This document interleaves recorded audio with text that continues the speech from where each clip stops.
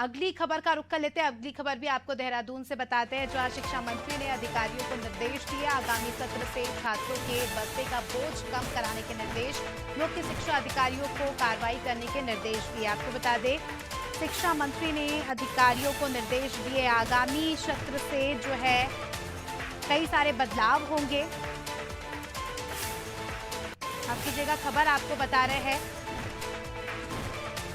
देहरादून से, जहां UK SSC को वापस भर्तियां की गई। यूपीएससी ने भर्तियां लौटाई। आपको बता दें, अन्य भर्ती प्रक्रिया वापस करने की प्रक्रिया शुरू की। यूके एसएससी को वापस जो है भर्तियां कराई जाएंगी। ज्यादा जानकारी ले लेंगे, सोनू हमारे साथ लगातार जुड़े हुए हैं।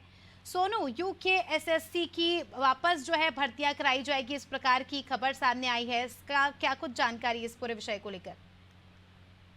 देखिए स्मिता, आप जानते ही हैं इस बात को कि हाल ही में अगर हम कुछ समय पहले की बात करें तो जब उत्तराखंड में पेपर लीक प्रकरण चर्चाओं में था, इस पूरे के पूरे मामले का मुख्यमंत्री ने गंभीरता से संज्ञान लिया और तत्काल कई परिवर्तन भी किए, कई बदलाव भी करने के अधिकारियों को मुख्यमंत्री ने दिशा निर्देश दिए।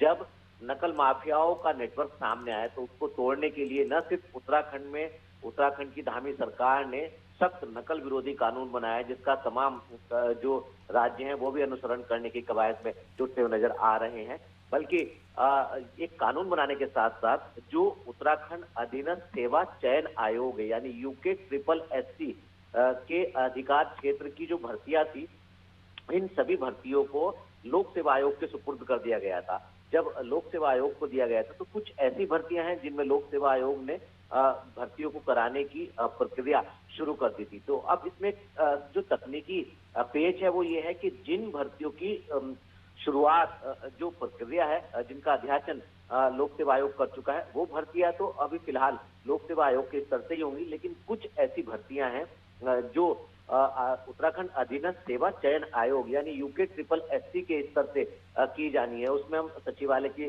समूहगाह की भर्तियां हैं और तमाम अलग अलग है, लेखपाल की भर्ती है।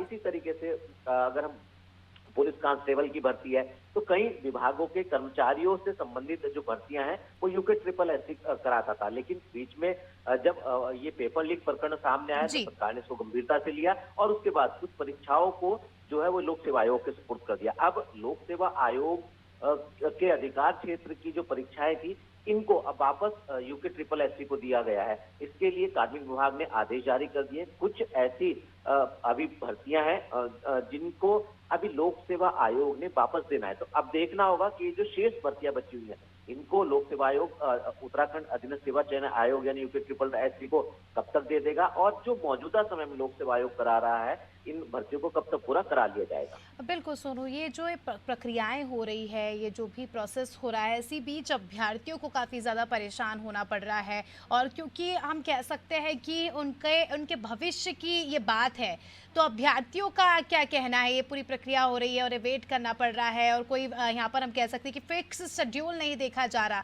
तो ऐसे में अभ्यर्थियों का क्या रुख है? देखिए स्मिता, इसमें कोई दो राय नहीं है कि जो भी अभ्यर्थी हैं उनको थोड़ी सी परेशानियों का जरूर सामना करना पड़ा है, क्योंकि पहले जो भी एक युवा सरकारी सेवा का सपना देखते हुए सरकारी सेवा के लिए तैयारियों में जुटा हुआ था और जो परीक्षाएं अधीनस्थ सेवा चयन आयोग के स्तर पर होनी थी, उनको फिर लोक सेवा आयोग को दे दिया गया और अधीनस्थ सेवा चयन आयोग का कार्यालय जो है वो देहरादून में है।